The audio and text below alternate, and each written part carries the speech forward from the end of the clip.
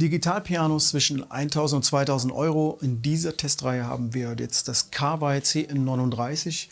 Kawai hatten wir schon einige Male in dieser Testreihe, so auch das Vormodell von diesem, das CN37. Das wird jetzt abgelöst von diesem CN39, das in vielen Belangen auch besser ist.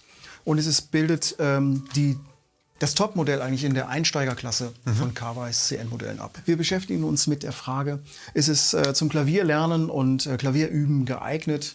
Yassin, du als Klavierlehrer, was ist deine Meinung? Definitiv ja. Kawai macht schon immer sehr gute Geräte und wir hören einfach mal rein und schauen, wie ich bitte darum. Wie das klingt.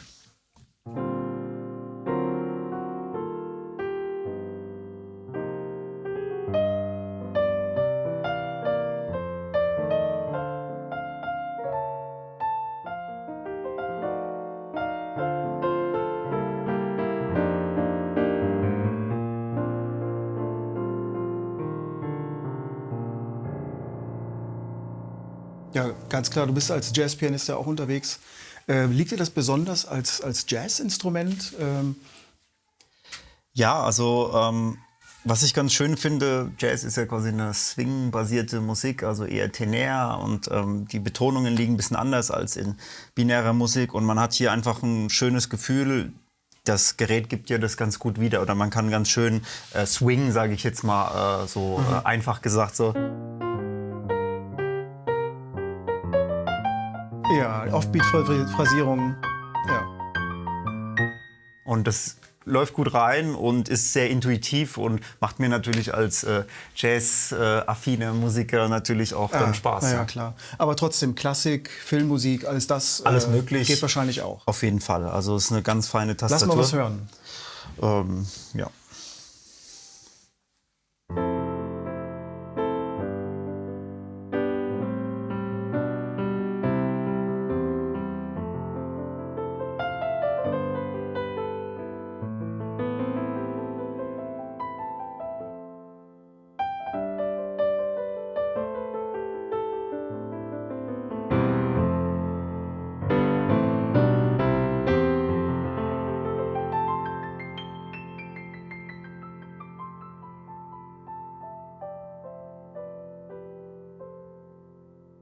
Ja, das bildet auch wirklich super schön ab.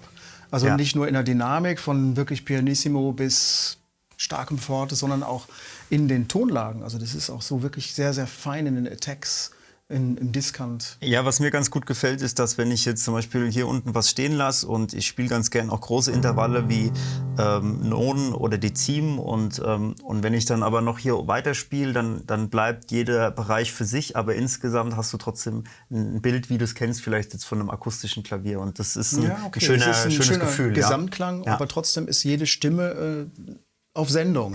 Man kann wirklich alles raushören. Ja, das bildet auch wirklich sehr detailgetreu ab. Da sind ja diese ganzen Klangdetails berücksichtigt, wie Seitenresonanzen, Dämpfer, Geräusch. Ich glaube, wenn du auf das Pedal trittst, dann kommt dieses Dämpfer-Noise, hört man dann. Es ist wirklich verrückt, wie viele kleine Details da drin sind. Die kann man auch über das Bedienfeld hier im Detail noch einstellen. Da gibt es diesen Virtual Technician, den kann man sich auf das iPad laden und mit Bluetooth verbinden. Das Piano hat auch Bluetooth. Und dann kann man diese Feinheiten hier sehr komfortabel einstellen. Also da kann man dann auf die Touch Curve kann man da Einfluss nehmen, man kann auf das Voicing Einfluss nehmen. Und es gibt halt so auch vorgefertigte Profile. Das ist dann noiseless, da sind diese ganzen Nebengeräusche mal ganz raus. Wer sich davon gestört fühlt, kann das rausnehmen. Oder man kann es auch mit sehr tiefen Resonanzen spielen. Das ist dann ein sehr, sehr tiefer, intimer Sound. Und das ist sehr schön. Also wer sich da mit Klanggestaltung noch auseinandersetzen möchte, das ist wirklich sehr, sehr toll gemacht. Geht über das Display, aber hierüber natürlich viel komfortabler. Fassen wir also zusammen, Kawai CN39, das Topmodell in der Einsteigerklasse von Kawai. Ein Digitalpiano, wie es im Buch steht, ganz klassischer Konsolenaufbau, kräftiges Lautsprechersystem, komfortable Bedienung über das Display, eine Tastaturabdeckung sowieso, 3 Pedale, alles wunderbar. Alle Digitalpiano-Funktionen, Metronom, Rekorder, Audiorekorder sogar.